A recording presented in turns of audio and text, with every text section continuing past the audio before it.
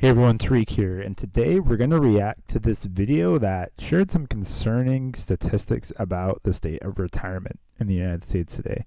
And as a financial coach, this definitely concerns me. Let's get into it.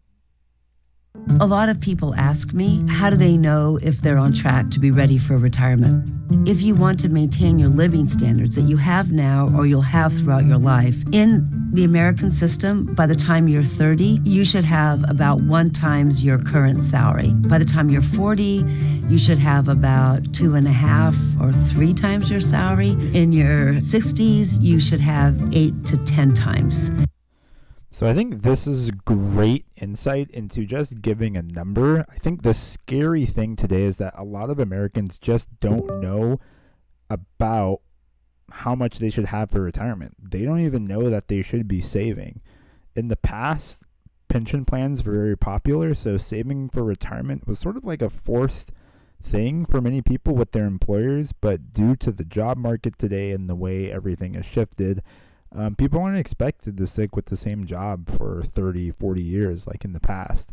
So nowadays, it's up to us to fund our own 401ks and retirement account.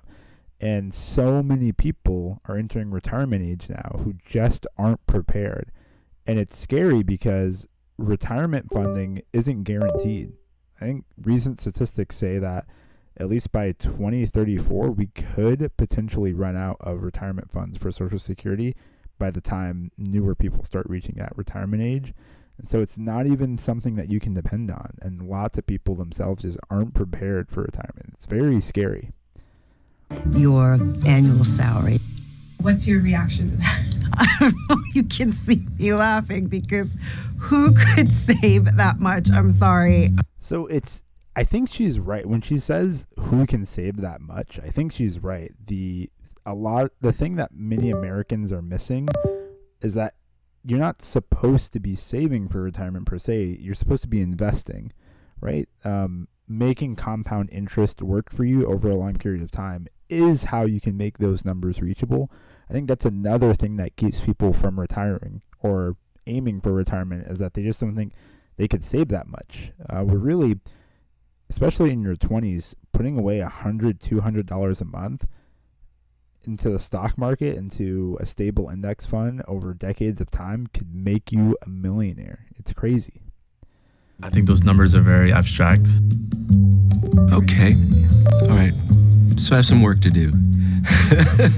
And the reason I'm wincing when I say these numbers is that I know that real Americans just don't have it. The math of what you're supposed to have and what people actually do have is a huge gap. Yeah, it's scary. At the median, people have saved approximately $45,000. That means half the population has saved less than $45,000. And that also means that there's quite a few people that haven't saved anything. What is your work status right now? Retired, totally retired. I was a nurse. My income was probably $100,000, $120,000 around there. Retirement is probably around the same thing. So my annual income is $140,000. I lived in the UK for 6 years. Our retirement savings was put into a pension. Now it's about $15,000 to $16,000 in my current job. So let's take a step there. So this lady has $140,000 income, but only $15,000 in retirement savings at the age of 34. Now, the good thing is that time is on her side, and she can actually really recover her retirement savings to be on track for retirement and live a pretty stable retirement. But $15,000 by the age of 34 is not a great number. The number I always advise people is you want to invest at least 15% of your annual income into retirement and have that growing in a stable index fund over time like the S&P 500, because that dollar is going to be worth so much more to you down the line just invested. And that's really the power of retirement, is that retirement is the only unique thing where time is on your side and you can make those dollars work for you over time. Putting away for my 401k and putting a little bit aside for a Roth IRA. With the playwriting, I can make between $40,000 and $50,000, but often I make zero. Bupkis, the professor job, I make about $135,000, so that's not bad. And then in savings, I have about $250,000 there. Well, so personal savings, $250,000 personal savings. Let's see if he talks about retirement, which isn't so bad. Plus, I have a TIAA CREF. If I keep working for a few more years, it'll get to $500,000. This, I think, is a decent retirement picture. So even in his 60s, he's making over six figures. He has 6 figures in his personal savings, and he has almost $500,000 in a retirement account. And the great thing about that is that $500,000 is going to keep on growing. And the fact that he's in his 60s and he's healthy and he's able to keep bringing in that working income, he's still going to be able to supercharge his retirement account way past the legal retirement age.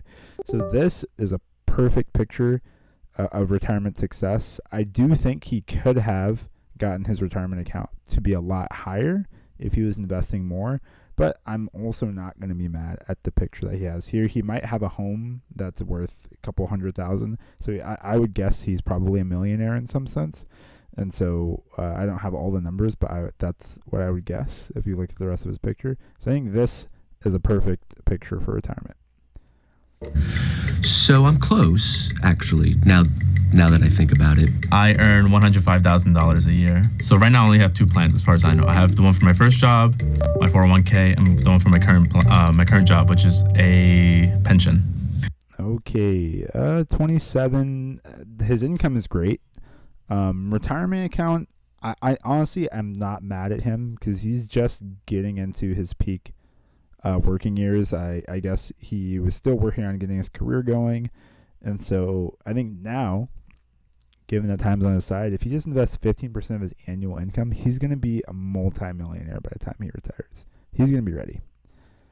The reason why a coal miner and a lawyer could expect to retire is because of the design of our pension system, which we don't have anymore. Your employer would put money aside for your retirement, and that money couldn't be accessed by you. So the dollar that the employer put in on your behalf was put into a big pool of money, and it was professionally invested. And at the end of your working life, that money would be translated into a lifetime benefit.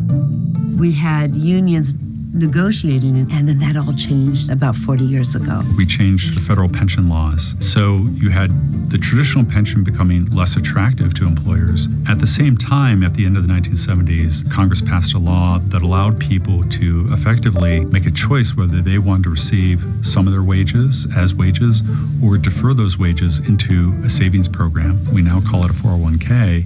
It was supposed to be a secondary savings system for mainly higher income people in big firms. A 401k plan is sponsored by an employer, so it's tied to your job. Your employer can make contributions or you can make contributions, and what you receive at retirement is what you've saved into that individualized account. An individual retirement account is just for individuals, and it's only funded by individuals. At the same time, worker power decreased.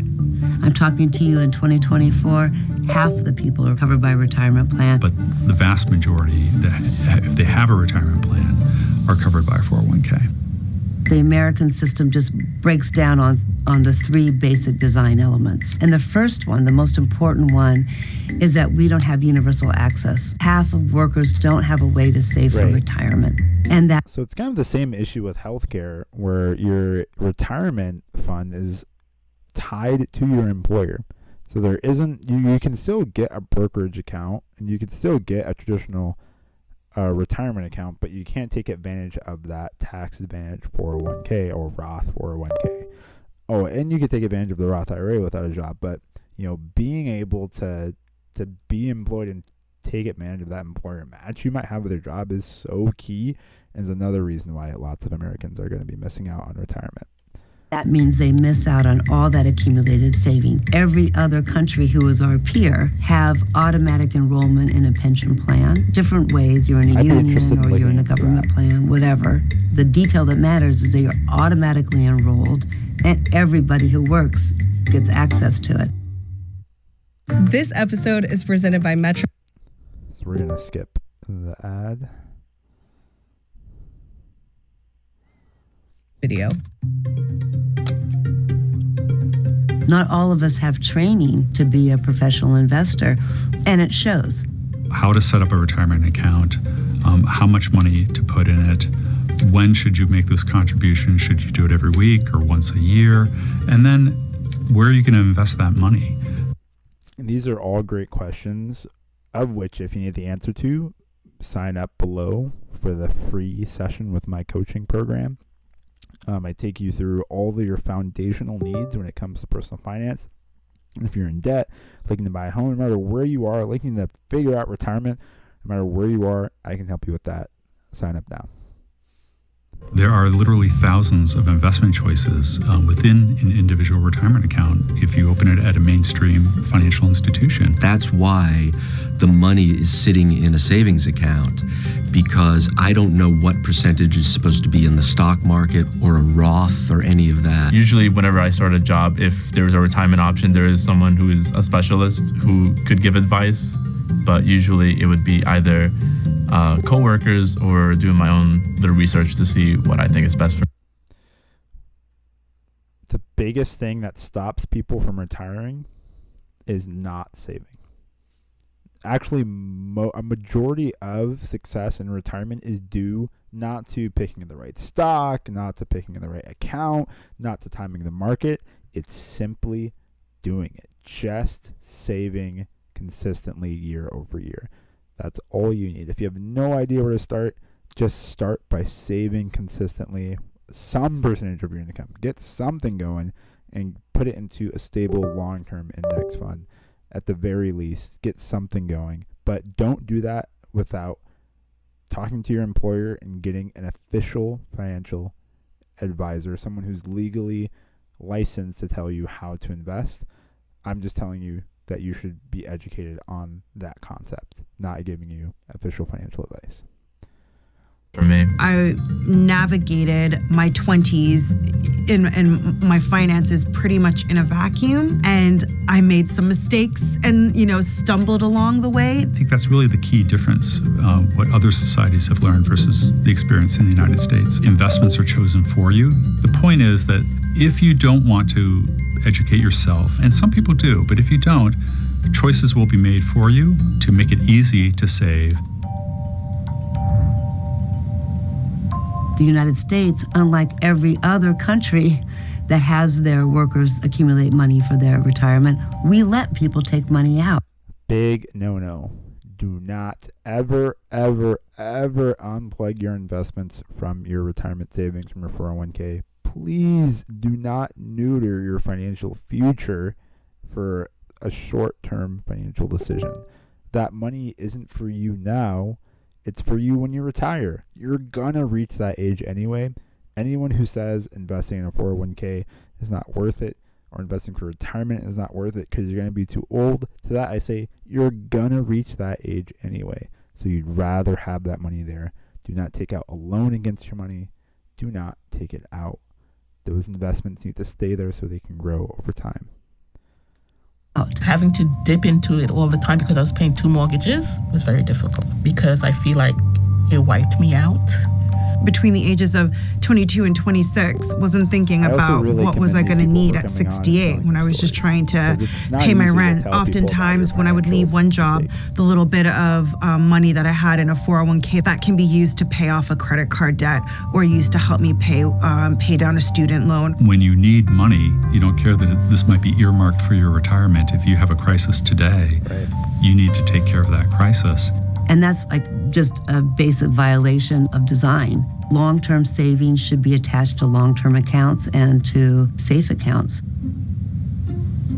What people want the most is a time where they can control the pace and content of their time while they're still healthy. And people want to pay for it when they're working, but they want to look forward to that time. I go to senior centers and do.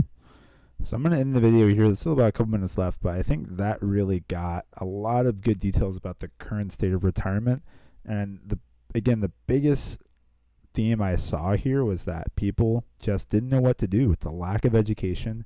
You aren't really taught it growing up in schools.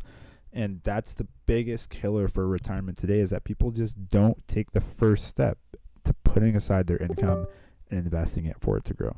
So if you're watching this video and you haven't started looking into retirement, you have no idea what's going on, I would just encourage you to do some research, find information online, sign up for my personal one-on-one financial coaching program. I will sit with you one-on-one on the call, and I will give you all the foundational knowledge you'll need to get started to take control of your financial life. Everything you need, sign up below in the link below. Get that going. It's going to be great. But yeah, lots of people aren't ready for retirement, and it's because of fear and lack of education. And so what I will say is, when people say, when is the best time to prepare for retirement, I would say now. Also, you want to be financially ready. You want to be completely out of debt. You want to get that away, because debt is not your friend. And you want to have an emergency fund already put there before you start investing into retirement, because any debt that's accruing interest is going to work against you. If you don't have an emergency fund, you're just going to take it from your 401k. So you need to have those set up. But as soon as you do, hit the investing button and go as hard as you can. If you guys enjoyed the video or liked what I have to say, be sure to like and subscribe and comment and let me know what you guys want to see next. Peace.